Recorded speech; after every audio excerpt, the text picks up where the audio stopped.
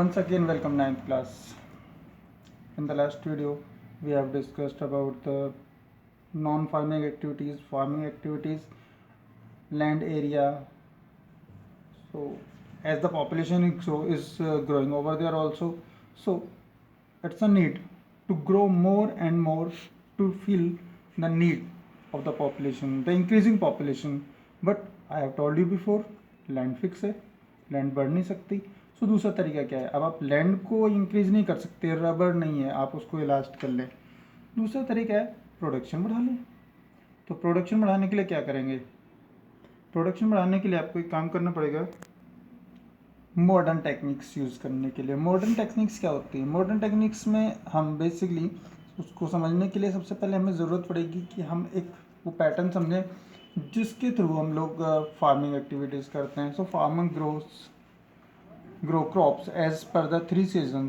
Total मिलाकर पूरे year को हमने 3 सेशंस में डिवाइड किया हुआ है. फर्स्ट वन इज़ द खरीफ. खरीफ ये हम प्रोडक्शन के हिसाब से कर रहे हैं कि हम कौन कौन सी जो क्रॉप्स है उसको ग्रो अप करते हैं. सो खरीफ में हम ज्वार, बाजरा, मेज़, राइस, कॉर्न, मेज़ मीन्स कॉर्न. सो ये सब इसमें इंक्लूड होता है.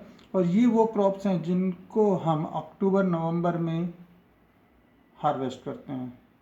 दैट मीन्स इनको जून जुलाई में हम इनको सो करेंगे और अक्टूबर नवंबर इसकी हार्वेस्टिंग होगी.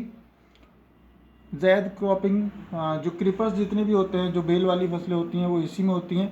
ये रबी के जस्ट बाद में इसको हम ग्रो करते हैं. रबी का दैट मीन्स सर्दियों में इसको लगाएंगे और गर्मियों में अप्रैल मई में इसको हार्वेस्ट कर लेंगे. सो अप्रैल मई से जून जुलाई तक का जो टाइम है वो आपका ज़ायद का होता है.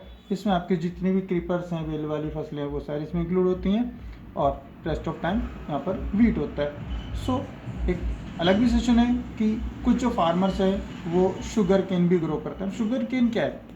शुगर केन ना रबी में आएगी, ना ज़ायद में आएगी, ना खरीफ में आएगी, बिकॉज इनका एक फ़िक्स टाइम है, इनको हार्वेस्ट का एक फ़िक्स टाइम है. बट शुगर केन का नहीं है. शुगर केन को पूरे एनुअल सीजन में ही हम आपको ग्रो करेंगे. That means it require whole the year, that means 1 whole year to cultivate.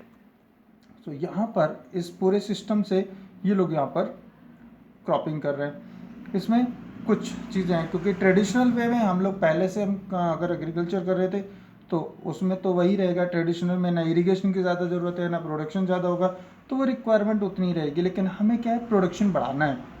अब प्रोडक्शन बढ़ाना है तो हमें क्या करना पड़ेगा? प्रोडक्शन बढ़ाना है तो ओबियसली हमें ज़्यादा बेहतर इरिगेशन सिस्टम चाहिए, फर्टिलाइजर्स चाहिए, पेस्टिसाइड चाहिए और इसी के साथ में इरिगेशन और हमें ज़्यादा चाहिए. तो उन सब के लिए क्या होगा, एक new tools, new pesticides, seeds, वो सब उनसे यूज़ करते हैं. सो इसमें क्या है, सबसे पहली ज़रूरत है कि इरिगेशन सिस्टम को हमें वेल डेवलप करना पड़ेगा. इरिगेशन सिस्टम हमें बढ़ा लेना पड़ेगा, उसको ज़्यादा बेहतर बनाना पड़ेगा. इसके अलावा हमें चाहिए HYV seeds. HYV seeds means high yield variety seeds.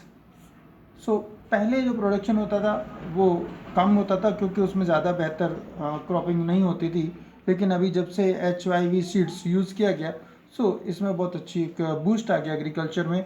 और सबसे पहले इसको जो यूज़ किया गया, इस ऑपरेशन को सबसे पहले जो यूज़ किया गया या इस एक्सपेरिमेंट को सबसे पहले जो अप्लाई किया गया वो हरियाणा और पंजाब में किया गया था. And it is called green revolution. उसको ग्रीन रेवोल्यूशन का नाम दिया गया था. So what is green revolution? In the next video we'll discuss. Till then, stay home and thanks.